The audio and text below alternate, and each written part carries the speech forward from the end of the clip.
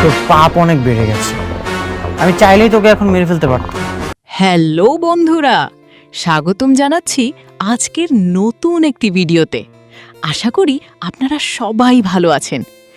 আজ আমি আপনাদের সাথে আলোচনা করব জনপ্রিয় ইউটিউব চ্যানেল প্র্যাঙ্ক কিং এন্টারটেইনমেন্টের নাটক গরিব ঘরের রাজপুত্রের ২৬তম পর্ব রিভিউ নিয়ে। আপনারা যারা নিয়মিত এই নাটকটি দেখছেন তারা জানেন যে গল্পটি এখন বেশ উত্তেজনার পর্যায়ে রয়েছে। চলুন জেনে নিই আজকের পর্বে কি কি ঘটল।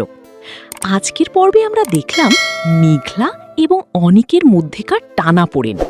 মেঘলা, যে কিনা শালিমা বিল্ডার্স গ্রুপের মালিক, তার এবং অনিকের সম্পর্কের সমীকরণটা যেন দিন দিন আরও জটিল হচ্ছে। সবচেয়ে হাইলাইট করার মতো দৃশ্য ছিল যখন মেঘলা অনিককে তার অফিসে অপমান করে বের করে দেয়।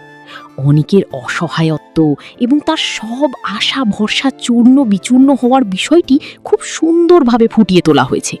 তবে এই নাটকের টুইস্ট আসে একদম শেষে, যখন মেঘলা তার ক্ষমতা এবং রাগের প্রকাশ ঘটায়।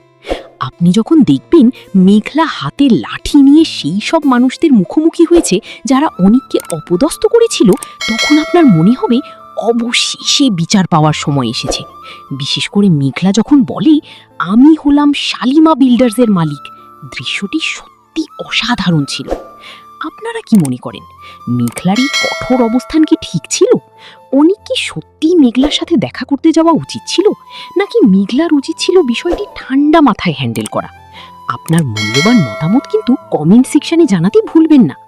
যারা এখনও এই পর্বটি দেখেননি, অবশ্যই ইউটিউবে গিয়ে দেখে ফেলুন। ভিডিওটি ভালো লাগলে লাইক দিন এবং আমাদের চ্যানেলটি সাবস্ক্রাইব করে সাথেই থাকুন।